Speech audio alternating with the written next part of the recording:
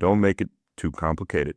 Focus on your goals. Start reverse engineering it. And one thing that really helped me to dissect my actionables for these goals was first principles. Start with the goal and then reverse engineer that into micro actionables that'll get you there. You can tell the ones that are really hungry, and you also can tell the ones that are not as well. Easy to spot when you have a You can easy to spot too. I don't know what that is. I don't know how you have to understand. I hear people go, I want to investing, I want to do this, and they want this like instant gratification. And I go, what if I told you it would take you 9 years to buy your first investment property? Would you still do it? And they're like, probably not. I'm like, all right, that's cool. It took me 9 years. Yeah. But I never gave up on that dream. It's great. That goal. You know what I mean? Like, how bad do you really want it? On everything, not just investing. I'm Stephen Husted, and you're listening to the Breakthrough Podcast, a space designed for clarity, curiosity, and the stories that move us. Here, we step away from the noise and into the moments that define us, the early influences, the hidden struggles, and the breakthroughs that reshape our lives. From personal reinvention to building a life through real estate and entrepreneurship, these conversations remind us that success isn't a straight line. It's a series of honest decisions, brave actions, and small shifts that change everything.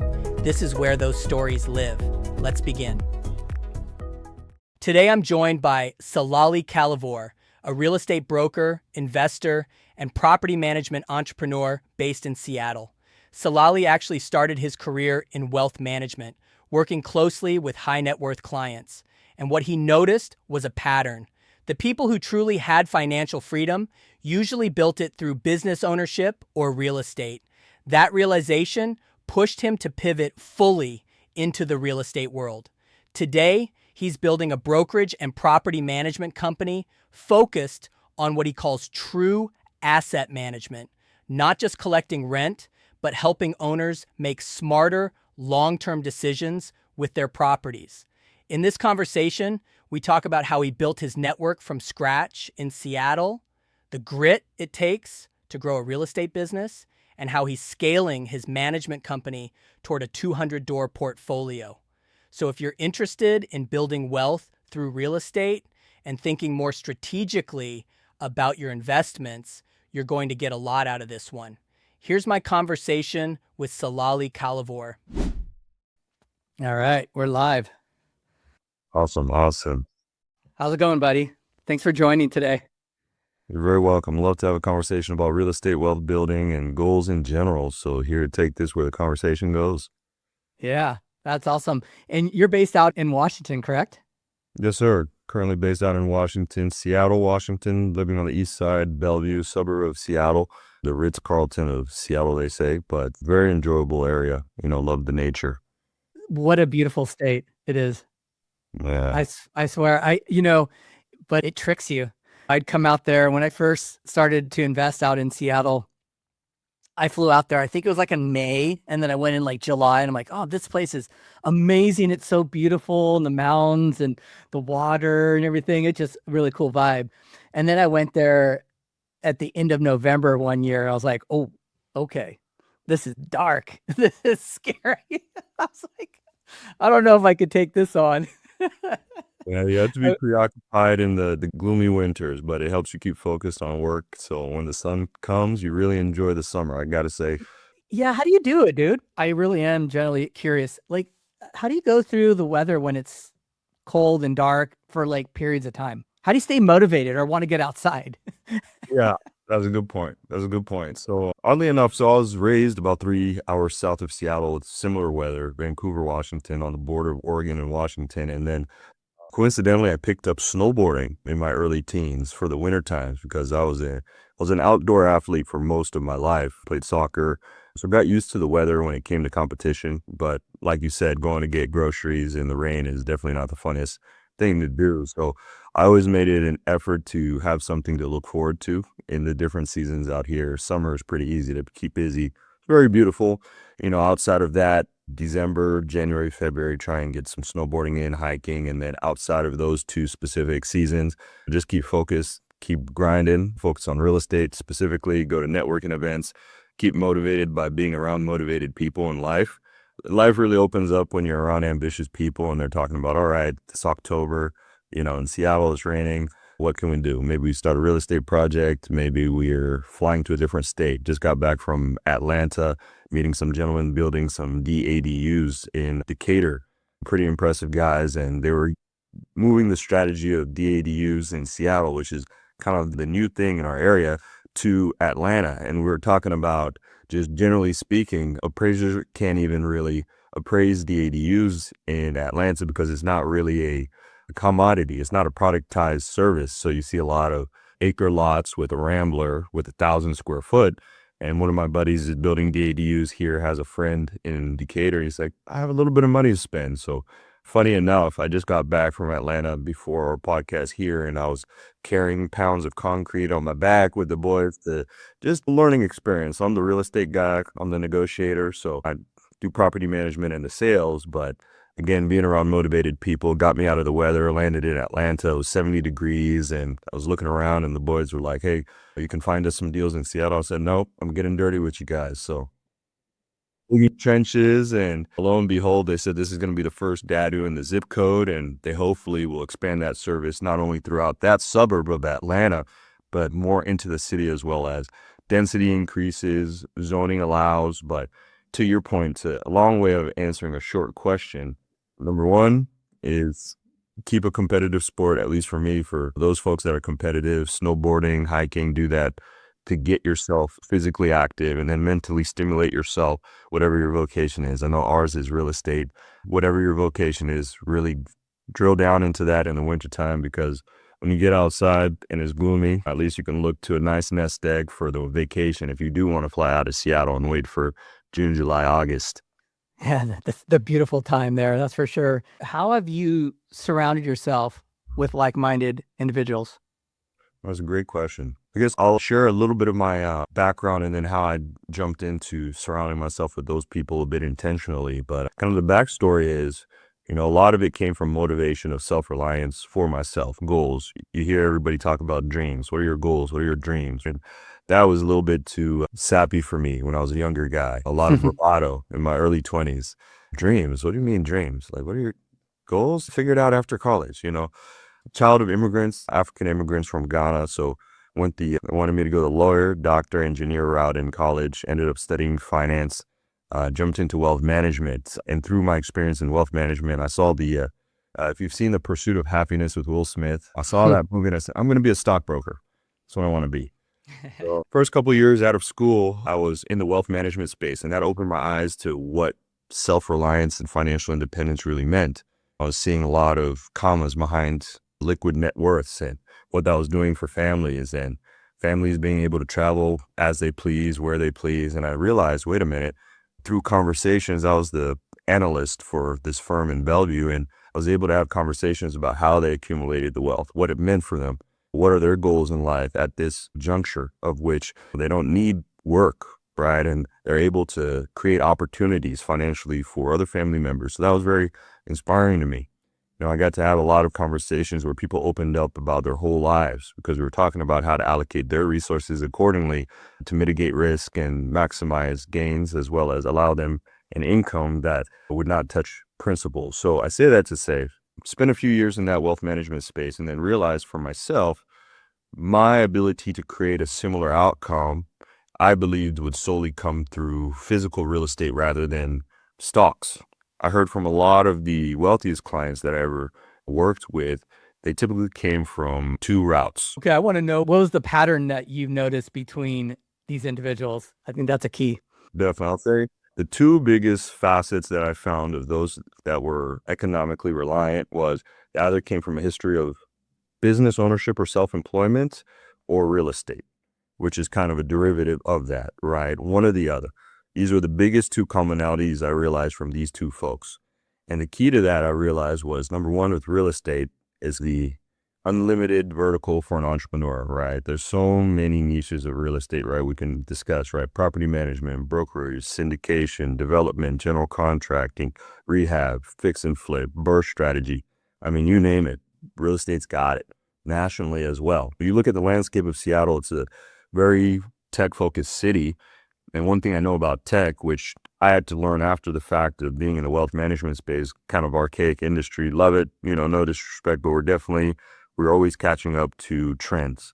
In Seattle, you realize now, especially with bigger pockets, right? You can invest anywhere in the United States remotely. You can manage properties remotely. You can do almost anything remotely. I have a couple virtual assistants, virtual team members that are rock stars for my business. I couldn't do business without them.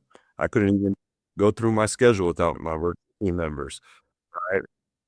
So that was the thing I realized basically in tandem, that it was the juncture that transitioned me to making these interactions with motivated people. So the short story of it is I started a self-employment venture as a mobile loan signing agent shortly after my wealth management experience, which even opened my eyes more.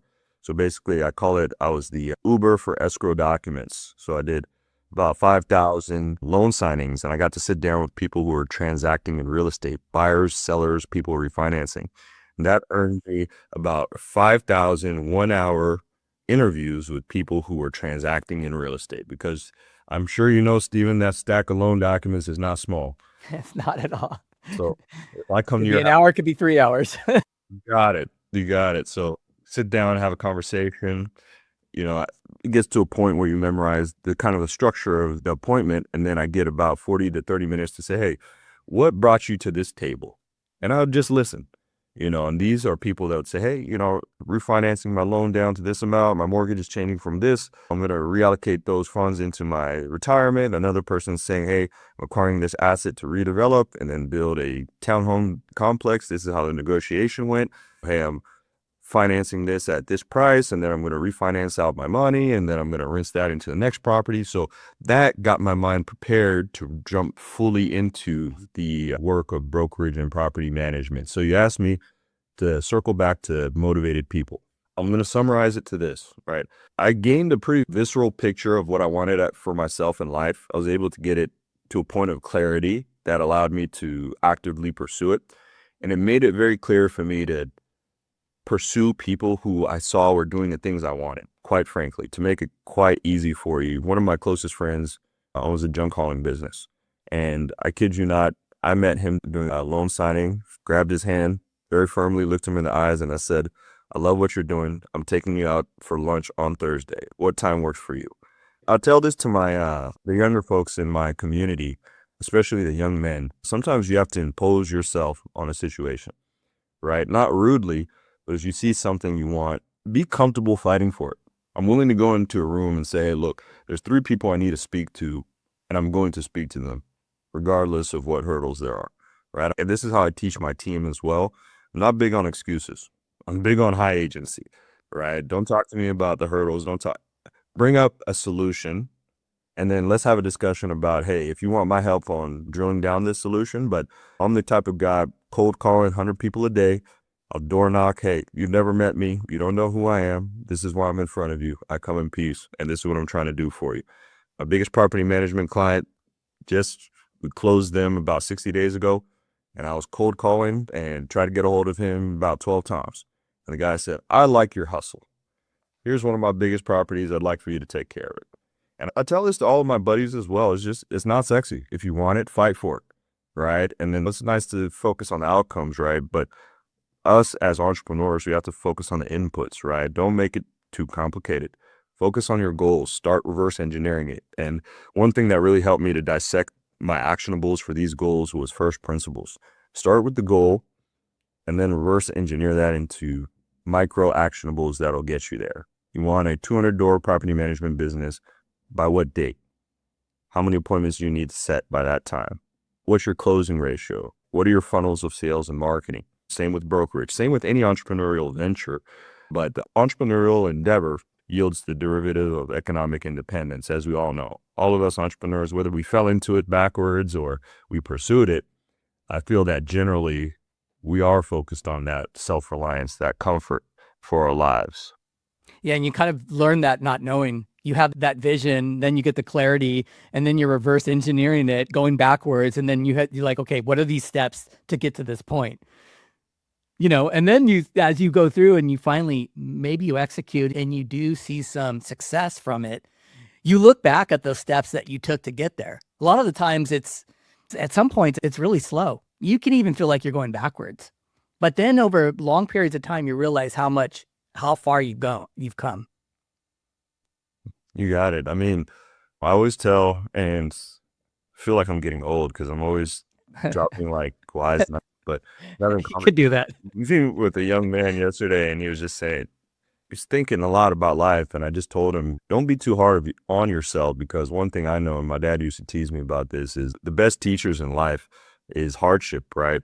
I always say it's an Yeah. empty stomach, empty pockets, and heartbreak for some is the best teachers that you're ever going to have. But those are the lessons that really ingrain your character. I know for me, the lessons that have crafted me that I could tell even 30 years for the hardest times in my life. But I feel fortunate for those, because any hard time you get through becomes a story to be told about an experience, a testimonial, not an opinion, right? You can teach. Absolutely.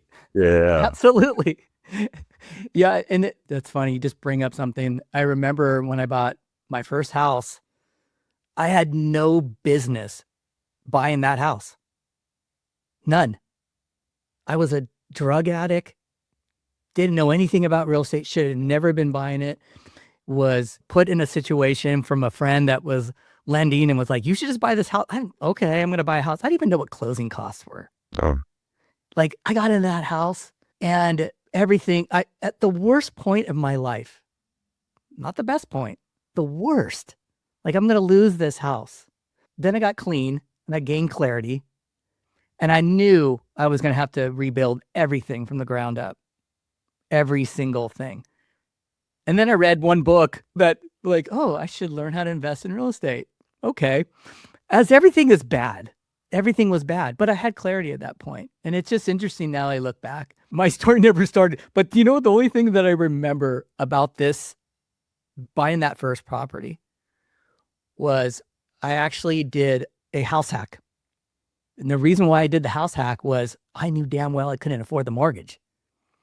So I'm like, okay, I got 3 bedrooms here. I'm putting 2 friends in. And then I'll get what I was paying in rent to about what the mortgage was. But back then, 2004, that's when we had ARM products.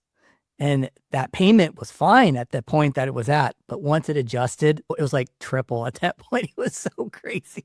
And I just remember and was so uneducated about the whole process. Seriously, like no business buying that house. And I'm really serious about that. And I remember that payment adjusted. I was like, what in the heck am I going to do now? This is insanity. And then I got my real estate license, 2008. And then I watched the whole market crash and everybody's losing their houses. So yeah, it's interesting how some of what you've gone through is what really fuels the direction you go down the road. 100%. Right. And I want to say congratulations on that journey as well. That is definitely something that takes a lot of perseverance and strength to get through. And that's the hero's journey you just described as well. Because what is a leader without experience or testimony to hardship? The best leaders I know come from turbulent households. One of my good buddies, one of the guy that straight A's figured it out. If you ask him about his story, similar. Household wasn't stable. My biggest client, the one I just received, fortunately, on the property management side, similarly, tough background, got foreclosed on his first deal. Now he's building $3, $4, $5 million projects in Seattle in his 30s. Yeah. So I look to him.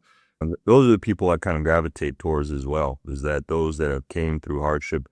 I had FOMO myself during COVID, through all my life savings and my emergency fund on one property as well.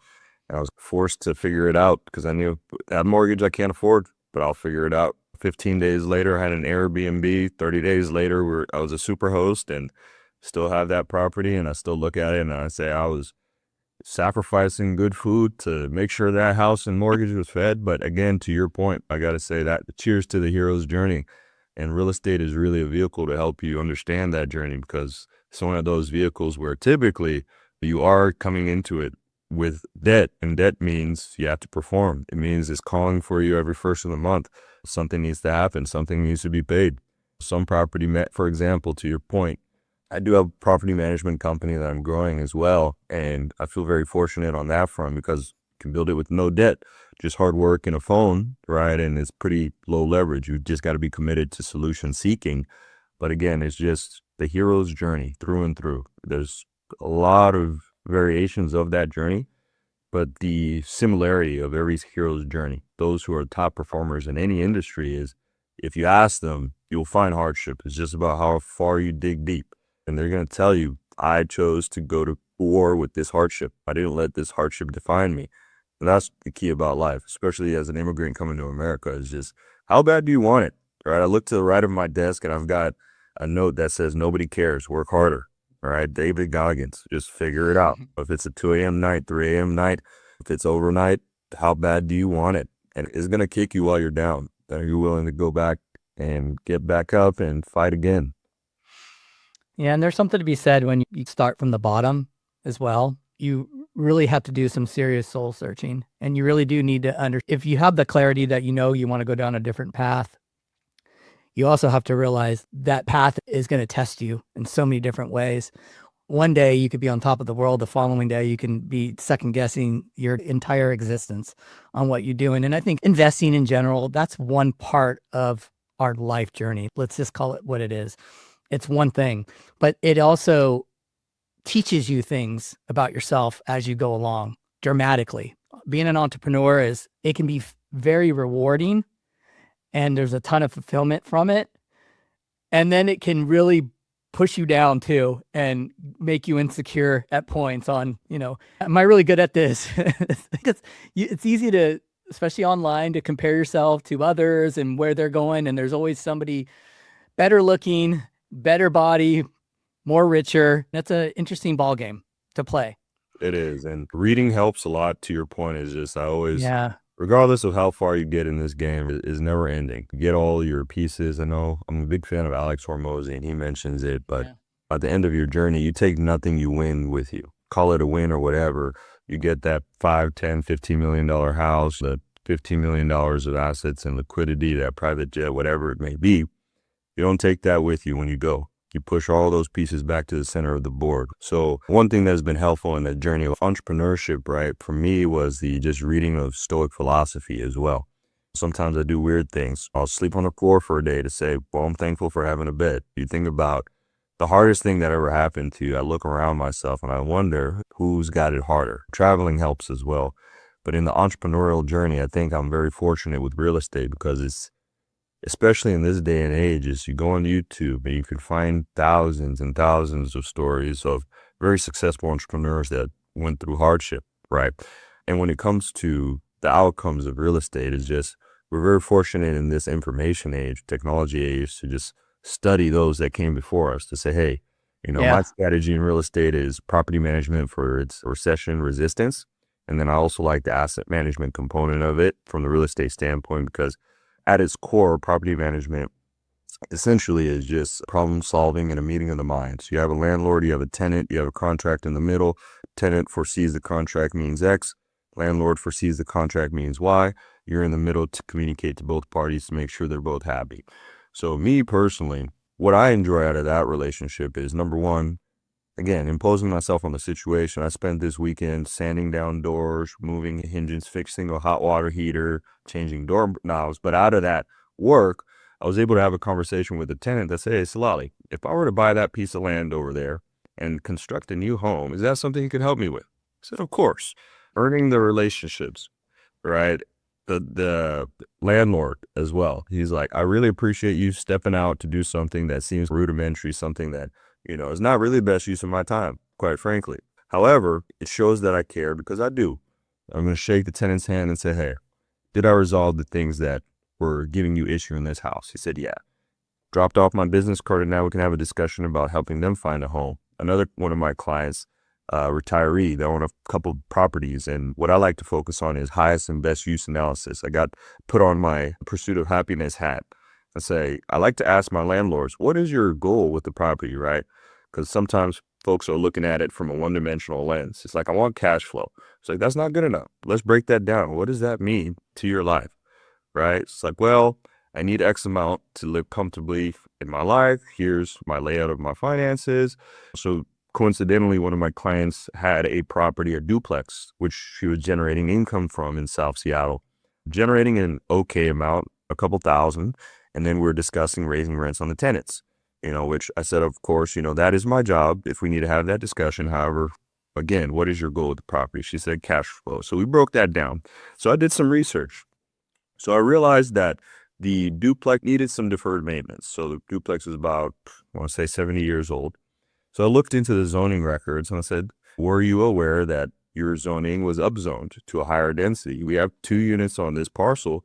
You could add another 3. You could actually redevelop the whole parcel into 5 units. And let me do you one better. What if I could have you keep your rental income for 2 years, give you more income in the form of interest from an acquirer, and then allow the acquirer to pay the tenants so they could comfortably vacate the home, and then allow the developer to put 5 townhomes on it? How would that sound? And she said, Selali, that sounds amazing. I would have never thought of that. So these are the things that I like to really focus on in my vocation, in my trade of real estate brokerage, is really the highest investment use analysis to make opportunities for everybody. Make an opportunity for a landlord to sell this property, make interest income, because typically a developer is going to, at market rates today, I mean, we're looking at 10 to 12% development costs. And I know everybody, we love the city. We want to do everything we can to make sure we partner with them. But permitting typically is not a 1-month turnaround. No. You might be 6 to 9 months. And when you really delve into the finances, Seattle real estate, we're looking at median home prices around $1 million. So if you're buying an asset at $1 million with holding costs at 10% carry, I mean, you're spending $60,000 just in waiting for permits before you paid for the plans. I structured this opportunity, and then not only that, discussed a reallocation of the funds to earn the client more income. So in my bigger pockets discussion, I don't believe in property managers. I believe I'm specifically an asset manager, because my goal in my pivot to real estate was to use this asset of real estate as a vehicle for everybody's goals. The tenant's goals, the landlord goals, and it's difficult to parse out a goal that suits everybody. But when you really care, you just ask about people's goals. You really can find those solutions, right? For that landlord, hey, I don't know if raising rents is going to behoove you to achieve your goals, right? 1 month of vacancy is going to wash away those gains. How about we sell this property, reallocate your investments maybe into a different real estate asset that performs better, or even maybe a real estate investment trust. We have multiple options. I can talk the stock market focus if we want to have that conversation. To those tenants, hey, how long do you see yourself renting? Do you want to position yourself to buy in the next couple of years? Do you want a house hack, to your point? One of my properties has an ADU on the bottom floor. Discuss with the tenant, hey, I know this is right at your budget. Respectfully, we've discussed with the landlord, he'd be open to having you sublease the ADU if you like, supplement your rent. And if it takes you 2 years, 3 years to get qualified to buy a home, I'd love to help you with that. And let's talk about what that home means for you in 5 years. Do you see yourself moving? All right, let's position yourself to make sure this home can be a rental for you. Get you that first step on that game of Monopoly, as we call it here in the United States, right? Because this game is a game of ownership. That's America. It's a building block scenario. Building block. Yeah, absolutely. You brought up an interesting point. So I never thought of this and never asked my property management companies that, what kind of conversations they're having with tenants. Is it strictly just, them renting? Or is it like you just brought up, do they have their own goals to potentially want to buy at some point? I guess, how do you approach that one? That's a great question. And I will say, typically, I like to impose myself again on the situation, right? Number one, because you have to earn the trust of both sides to really make your life relatively easy, right? Because at the moment, one of your clients on either side thinks you don't care, you're not addressing their concerns, valid or invalid, regardless, you need to show that you care. Lost that opportunity. So for my tenants, I'm very personable. I'm a 7-day-a-week type of guy on shift. Saturdays, Sundays, I'm working. I'm stopping by the tenants. Whenever I move in a tenant, I let them know my background. I ask them about their background. Where are you from? Why are you renting the property? Why does this suit you? What are your goals? And I like to create a little bit of a profile. So I'll take notes, because I always I read a book called The Go-Giver. And that book essentially helped me to understand how to be a resource to everybody and anybody. When you listen to their goals, you can connect people with resources as well. All of my tenants, they do have my cell phone. I don't recommend this to property managers, but when they call me, I'm there in 24 hours. If I don't have, wow, and this is not crazy for everybody, but my VAs really help me to understand who I need to tend to, and they triage my calendar. But one thing I really do, and I'll summarize it like this is I really focus on listening to goals. Why are you here? Why is this a good place for you? Like one of my tenants that just moved into South Seattle said, hey, I'm from Arizona. We got a great job in downtown Seattle with this XYZ technology firm. We're going to rent for a couple of years. We're waiting on identifying when it makes sense to sell our Arizona property to maximize on the 2-5 rule for capital gains. Residing in the primary residence for 2 out of 5 years. We're currently renting it. Once we sell that, we're likely going to buy here in the next 1 year to 2 years. I said, oh, that's awesome. Let me ask you, would you be looking to buy a house similar to the one you're renting? It's like, we love the neighborhood. We probably would just convert it to this. So, all right. Were you aware that the landlord is also a builder and general contractor, and he has the plans for this building? We might be able to alter them slightly in the next year if you're interested in buying a house like this. It's like, that is wonderful. So that we had an hour conversation about a future purchase. But the short of it, to be honest with you, Stephen, is having an intense, be interested. And that's the key. If I can summarize it in one sentence, it's be interested rather than interesting.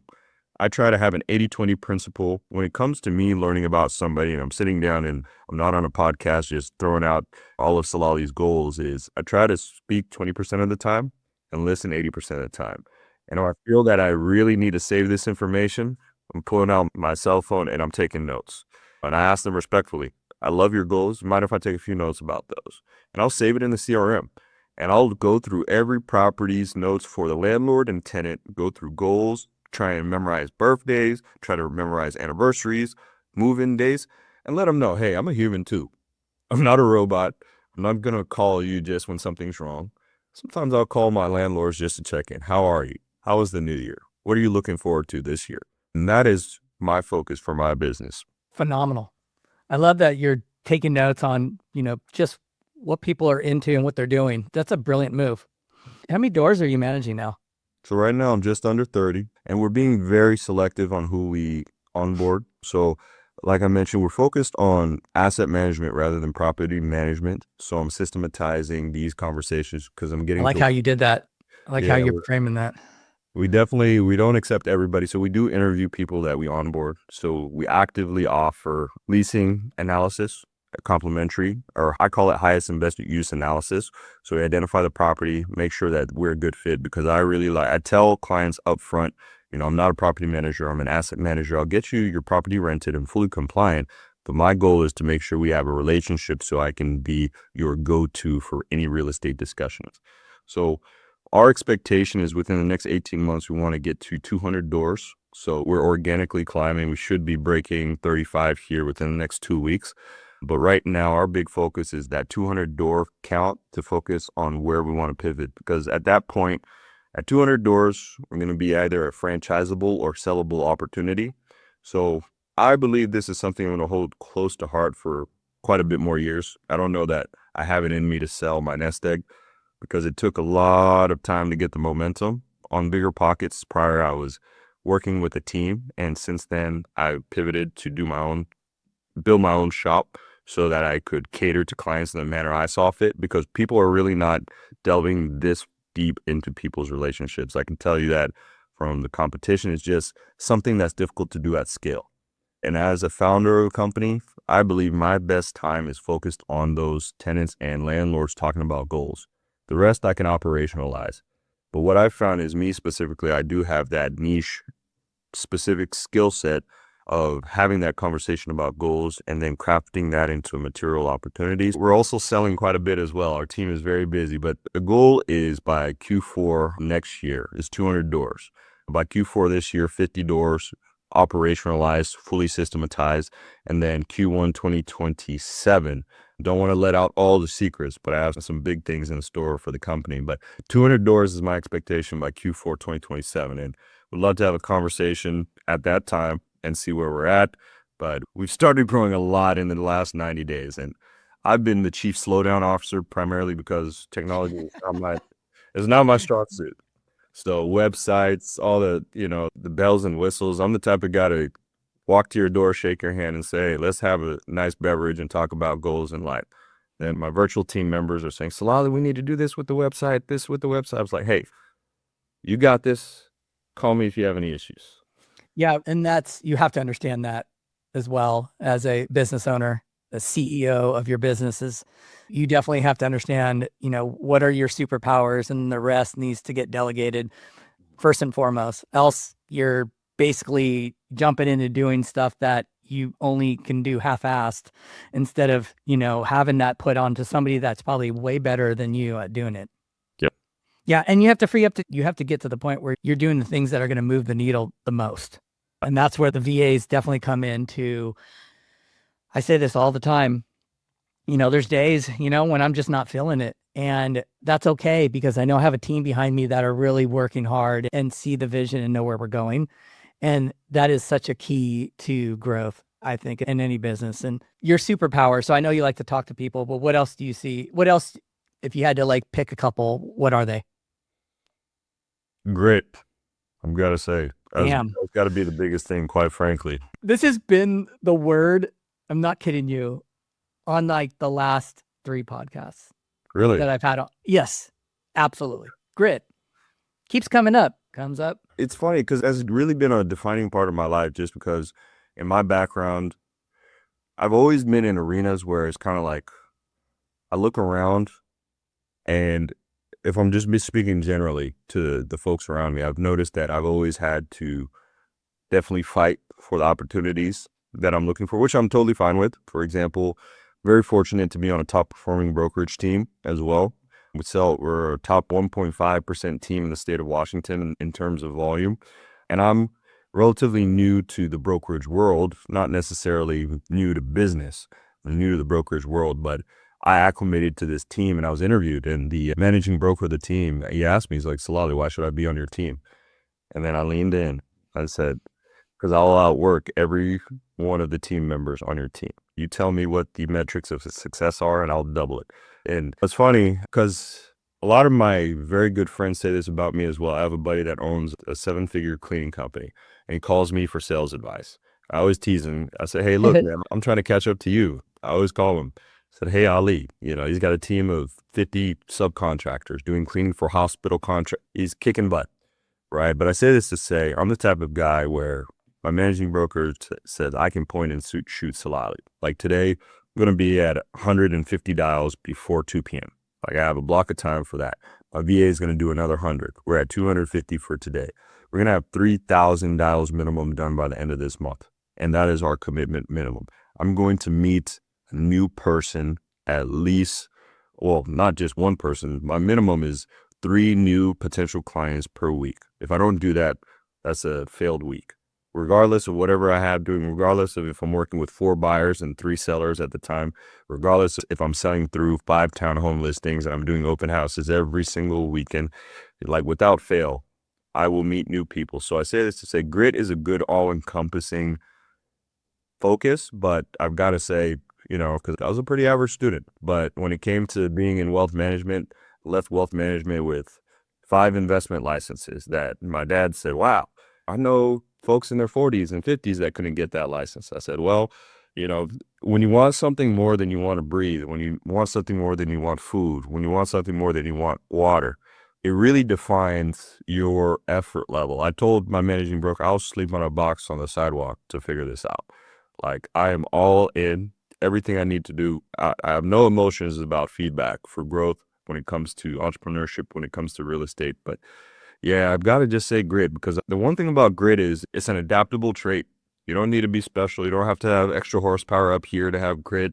You don't have to have a perfect SAT. You don't have to have a perfect test score. You don't have to know all the people, but you have to be willing to say, like, I came into Seattle knowing 3 people.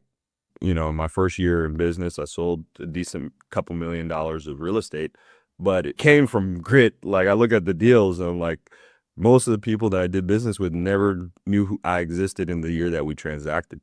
I'm working on a few $1 million projects right now, and 2 of the clients that I'm working with right now I never knew Selali existed, and he imposed himself into my life.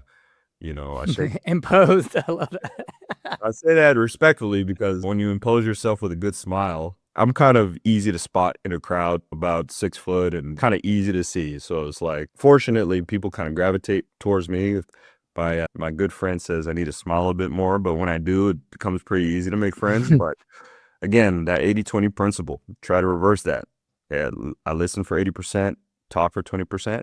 And my go-to line, you put me in a group of 200 people, I'm going to meet 150 of those people within 2 hours. And my go-to line is shake a hand, meet a friend. What's your name? And that's it. Yeah. What were your jobs growing up? Oh, right. I love that. I love that. Funny enough, up until I was 22, I challenged myself to get so have you seen Dirty Jobs with Mike Rowe? Yeah. I focused on getting the hardest jobs I could find because coming from Really, that was the goal. that was the goal. And part of it was a chip on my shoulder because my dad coming from Ghana, he always used to say, I came from a village in Ghana and this is what I created. Like he always used to talk about the hard jobs he had. And he used to hang that over my head because he felt I had a more comfortable life. So he said, I used to be a dishwasher, like for months on end. So like I did that. Or I worked at Chipotle. I used to wash about 250 dishes per shift, like by hand, like hot water, blisters, all that. I was a laborer. I worked on I like washing dishes. I I don't know. There's something, I don't know. It's something calming that like it breaks the pattern of my brain from going crazy all day. Like if I get home, there's like maybe a few dishes. It's like, oh, okay, I'm just gonna clean the dishes. And then Yeah. just randomly, I heard that Jeff Bezos does the same thing sometimes. That's hilarious. If you haven't yet been traumatized, then Yeah, grab the dishes, yeah, clean the dishes. you got it. You got it. And that's where the grit comes from too. I guess the last job of security, one of the defining ones was I worked on a tree nursery. You think it looks great, but I mean, I'm talking probably the hardest physical labor I lost I'm about 210 pounds now.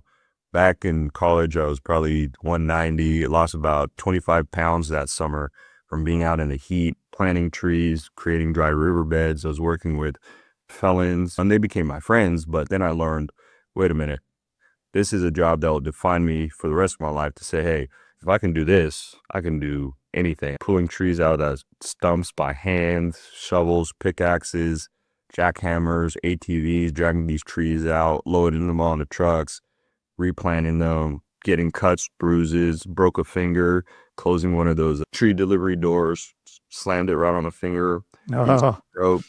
Next day, had a cast, working just with my left hand. And my buddy was helping me. Is like throw concrete bags on my shoulder.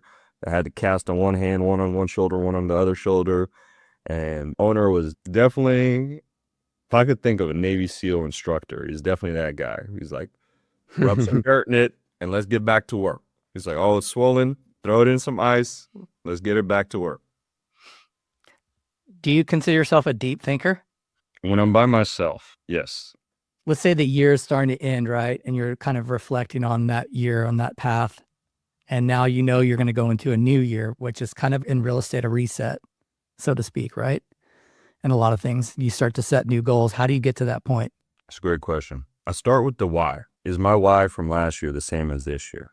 Right? And this comes to first principles. What am I in pursuit of? What is my hero's journey? I start with the why because so far for the last 5 years, my why has been the same, or 6 years since Q1 of COVID. My why has been the same. And it really starts from what is the life I'm trying to create for myself? I drew a picture. Everybody has a different picture. And that picture involves, I'll just speak generally, it involves a bit of acres. I'd say more than 10, less than 100. It involves me having the financial wherewithal to have a certain quantity of my relatives. I won't throw out the number, but I have a handful of relatives that I'm very passionately interested in having be able to live comfortably on my property. Number 2. Number 3, that economic self-reliance. I have a number in my head.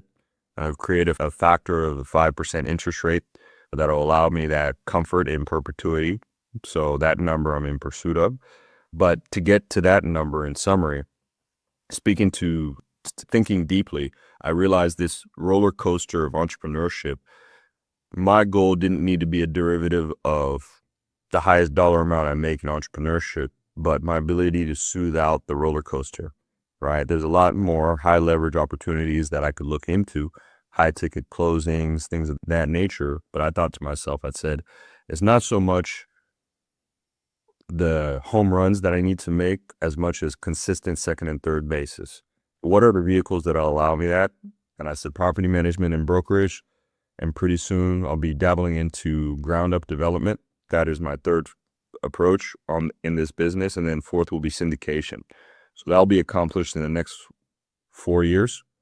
I'm going to have these 4 tiered businesses in synergy, and that will allow me to engineer this outcome, this dream I have for myself. I've got a 9-year plan to make that happen, 4 years to get the businesses systematized, 9 years to achieve the goal. But that's really the motivation. And it's just me being philosophical, sitting down and saying, what do I want out of life?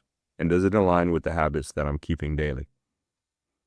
Do you get impatient by your goals? Yes. Very. Is that the most wildest thing to go through?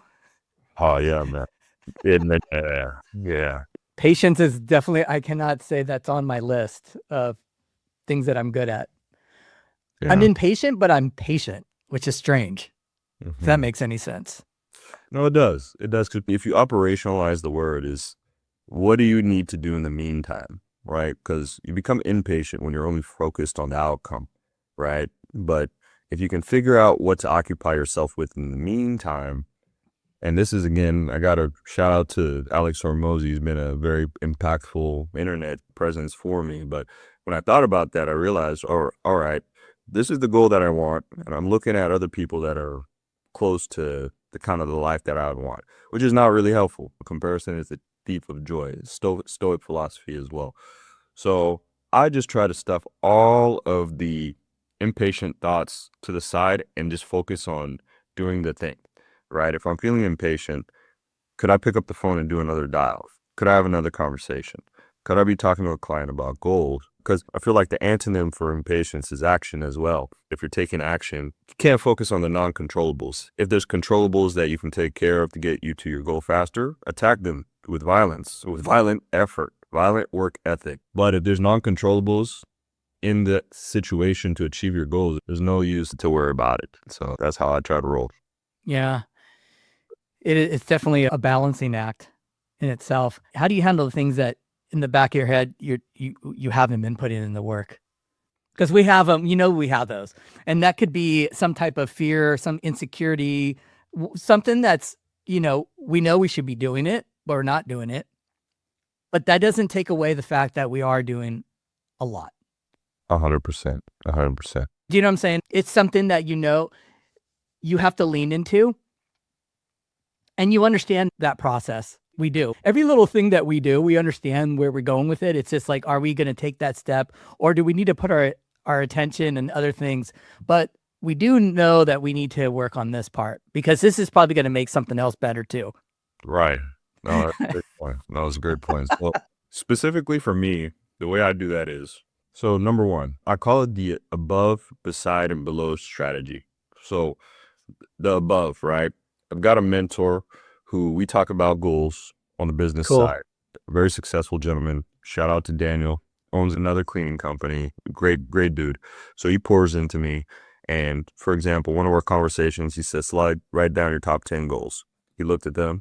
He's like, "These 9, throw them away. Focus on this for the next 2 weeks." 2 weeks later, we have a conversation. How did you achieve those goals? And just as an attestation to my goals, if I really want them, I will perform. My up strategy, my side strategy. I have an accountability partner. I have a buddy that checks in with me. We talk about our goals very openly. And he asked me, "Selali, last week we had a discussion about this. Did you achieve this?" I'd ask him, "Derek, we spoke about this being your goal in the next 90 days. What is your progress on that? We were just speaking last night about cold calling. Did you achieve your volume, your down strategy, your mentee?" Find somebody you can pull up the mountain as well, somebody you can pour into. Are you speaking to them about testimonials again, or opinions? A lot of people have opinions. It doesn't come from hardship. Are you speaking through testimonials? "Hey, young man, I'm telling you this because if this is what I did and this was the outcome," the testimonial. It's like, "Hey, if I were in your shoes, this is what I would do." A lot of people like to say that. I'm like, no. I threw everything I had on a property. My loan officer told me I should buy it. It's a bad strategy, but I figured it out by house hacking, right? It's a testimonial. That gravitates for a lot of young men, especially, that want to learn from experience, not from what I saw online that sounds good. Yeah, I totally agree with that. That's interesting you bring that up. Lately, I've been speaking at rehabs and just trying to get that energy to these individuals to push them in that direction. And it was interesting. The first time I spoke, Because I remember how I was when I was in rehab. You know, I don't think it's like you don't want to hear this, like you're just hanging on. You want to make it through. You got a lot of things to clean up and you just really don't even know who you are at that point. So I tried to keep it more on the story of like where I was and where I am today, but kept that where I am today more light to kind of give them more permission. Like, look, stay with this. It's not going to be a perfect lineup to where you want to go. And you're going to have a ton of self-doubt. And you're going to gain a lot of knowledge if you stay with it, whatever that is. And it was interesting because afterwards, like they got done and I'm like, dude, that wasn't like an AA meeting at all. I'm like, all right, well, this is what I'm coming to tell you. If you take some of that information and it goes in the back of your head and you stay clean, great. That's showing grace. And I think that's another big part of our entrepreneurship journey is helping others. But you get those people come in front of you for whatever reason. They want to get into real estate or they want to do this. They want to start their own business. And you can tell the ones that are really hungry. And you also can tell the ones that are not as well. Easy to spot when you have a You can easy to spot too. I don't know what that is. I don't know how you have to understand. I hear people go, I want to invest in, I want to do this. And they want this like instant gratification. And I go, what if I told you it would take you 9 years to buy your first investment property? Would you still do it? And they're like, probably not. I'm like, all right, that's cool. Took me 9 years. Yeah. But I never gave up on that dream. It's great. That goal. Do you know what I mean? Like, how bad do you really want it? On everything, not just investing. I think the more you can stay locked in and really try to go to where you want to go with your goals, you wake up so excited. You know what I mean? Your week seems like, oh, what are we doing this week? Yeah. You know, like, I feel like if you get to that point where these goals, you have so much energy going towards them that doesn't feel like work. It's work. It's a ton of work. But it brings so much fulfillment that, you know, you want to keep going through. It's almost like a drug. I feel like I just replaced drugs. That's what I did. Well done. This is a good vehicle for that. Yeah. That's why I get so excited talking to other entrepreneurs. You know, we speak a language, especially when you're going through things, you know, we tell each other stuff. It's interesting to hear how it brings up some of the things that we're going through. And it could be unrelated too. And to that point, I mean, again, man, I've got to say, huge congratulations, Stephen. What a journey. I'm proud to see it.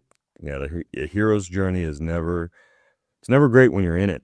But I mean, it's just your ability to leverage your experience and testimonial to pour into others is very impressive. So I want to say, again, it's been a great conversation with you, and I would expect we have a couple more at least. But man, proud to hear it, and you being able to pour back into your community. And that's, I believe, for those entrepreneurs that want it hard, is like, once you feel like you're getting through that hero's journey, you're getting towards your goals a bit closer, you have a system, life is on the up and up, it behooves us to pour back into those that need it, right? It's just, all it is that one conversation that may change somebody's life forever.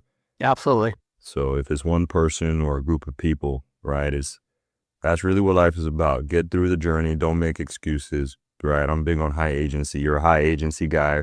The world doesn't happen to us. We happen upon the world. If the world kicks us, we're kicking back. If it bites us, we're biting back. If it gives us a left hook, we're giving a right back, you know. But high agency, same. You said it took you 9 years. I think I was right behind you, 7.5 on my first. Really?